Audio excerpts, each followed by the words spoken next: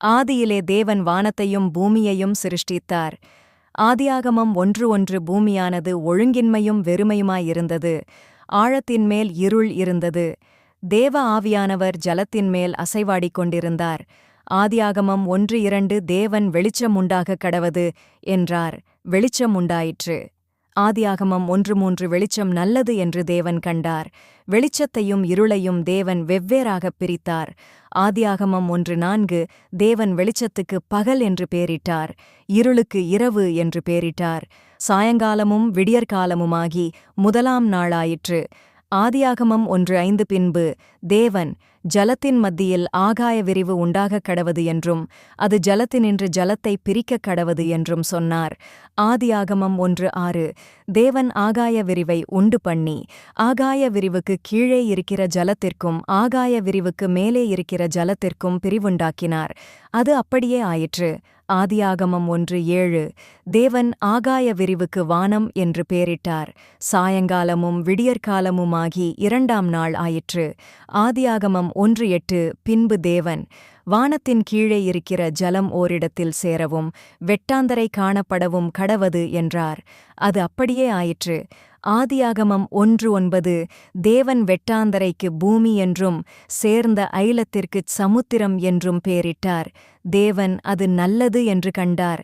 ஆதியாகமம் 1:10 அப்பொழுது தேவன் பூமியானது புல்லையும் விதையை பிறப்பிக்கும் பூண்டுகளையும் பூமியின்மேல் தங்களில் தங்கள் ஜாதியின்படியே கொடுக்கும் கனிவிருட்சங்களையும் முளைப்பிக்கக் கடவது என்றார். அது அப்படியே ஆயிற்று.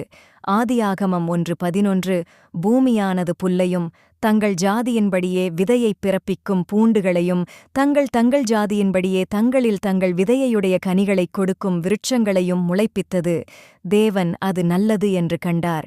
ஆதியாகமம் 1:12 சாயங்காலமும் விடியற்காலமுமாகி மூன்றாம் நாள் ஆயிற்று. ஆதியாகமம் 1:13 பின்பு தேவன் பகலுக்கும் இரவுக்கும் வித்தியாசம் உண்டாகத்தக்கதாக வானம் என்கிற ஆகாய விரிவிலே சுடர்கள் உண்டாகக் கடவது. அவைகள் அடையாளங்களுக்காகவும் காலங்களையும் நாட்களையும் வருஷங்களையும் குறிக்கிறதற்காகவும் இருக்கக் கடவது என்றார். ஆதியாகமம் 1:14 அவைகள் பூமியின் மேல் பிரகாசிக்கும்படிக்கு வானம் என்கிற ஆகாய விரிவிலே சுடர்களாயிருக்க கடவது என்றார். அது அப்படியே ஆயிற்று. ஆதியாகமம் 1:15 தேவன் பகலை ஆளப் பெரிய சுடரும் இரவை ஆளச் சிறிய சுடரும் ஆகிய இரண்டு மகத்தான சுடர்களையும் நட்சத்திரங்களையும் உண்டாக்கினார். ஆதியாகமம் 1:16 அவைகள் பூமியின் மேல் பிரகாசிக்கவும் ஆதியாகமம் 1:17 பகலையும் இரவையும் ஆளவும் வெளிச்சத்துக்கும் இருளுக்கும் வித்தியாசம் உண்டாக்கவும் தேவன் அவைகளை வானம் என்கிற ஆகாய விரிவிலே வைத்தார். தேவன் அது நல்லது என்று கண்டார். ஆதியாகமம் 1:18 சாயங்காலமும் விடியற்காலமுமாகி நாலாம் நாள் ஆயிற்று. ஆதியாகமம் 1:19 பின்பு தேவன் நீந்தும் ஜீவ ஜந்துக்களையும் பூமியின் மேல் வானம் என்கிற ஆகாய விரிவிலே பறக்கும் பறவைகளையும் ஜலமானது திரளாய் ஜனிப்பிக்கக் கடவது என்றார். ஆதியாகமம் 1:20 தேவன் மகா மச்சங்களையும் ஜலத்தில் தங்கள் ஜாதியின்படியே திரளாய் ஜனிப்பிக்கப்பட்ட சகலவித நீர்வாழும் ஜந்துக்களையும் சிறகுள்ள ஜாதி ஜாதியான சகலவித பட்சிகளையும் சிருஷ்டித்தார். தேவன் அது நல்லது என்று கண்டார்.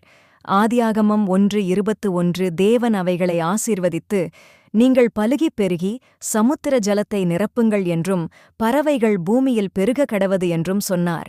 ஆதியாகமம் 1:22 சாயங்காலமும் விடியற்காலமுமாகி ஐந்தாம் நாளாயிற்று. ஆதியாகமம் 1:23 பின்பு தேவன் பூமியானது ஜாதி ஜாதியான ஜீவ ஜந்துக்களாகிய நாட்டு மிருகங்களையும் ஊரும் பிராணிகளையும் காட்டு மிருகங்களையும் ஜாதி ஜாதியாக பிறப்பிக்கக் கடவது என்றார். அது அப்படியே ஆயிற்று. ஆதியாகமம் 1:24 தேவன் பூமியிலுள்ள ஜாதி ஜாதியான காட்டு மிருகங்களையும் ஜாதி ஜாதியான நாட்டு மிருகங்களையும் பூமியில் ஊரும் பிராணிகள் எல்லாவற்றையும் உண்டாக்கினார். தேவன் அது நல்லது என்று கண்டார். ஆதியாகமம் 1:25 பின்பு தேவன் நமது சாயலாகவும் நமது ரூபத்தின்படியேயும் மனுஷனை உண்டாக்குவோமாக அவர்கள் சமுத்திரத்தின் மச்சங்களையும் ஆகாயத்துப் பறவைகளையும் மிருக ஜீவன்களையும் பூமியனைத்தையும் பூமியின் மேல் ஊறும் சகல பிராணிகளையும் ஆளக்கடவர்கள் என்றார். ஆதியாகமம் 1:26. தேவன் தம்முடைய சாயலாக மனுஷனை சிருஷ்டித்தார், அவனை தேவ சாயலாகவே சிருஷ்டித்தார், ஆணும் பெண்ணுமாக அவர்களை சிருஷ்டித்தார். ஆதியாகமம் 1:27. பின்பு தேவன் அவர்களை நோக்கி, நீங்கள் பலுகிப் பெருகி பூமியை நிரப்பி அதை கீழ்ப்படுத்தி சமுத்திரத்தின் மச்சங்களையும் ஆகாயத்துப் பறவைகளையும் பூமியின் மேல் நடமாடுகிற சகல ஜீவ ஜந்துக்களையும் ஆண்டு கொள்ளுங்கள் என்று சொல்லி தேவன் அவர்களை ஆசீர்வதித்தார். ஆதியாகமம் 1:28.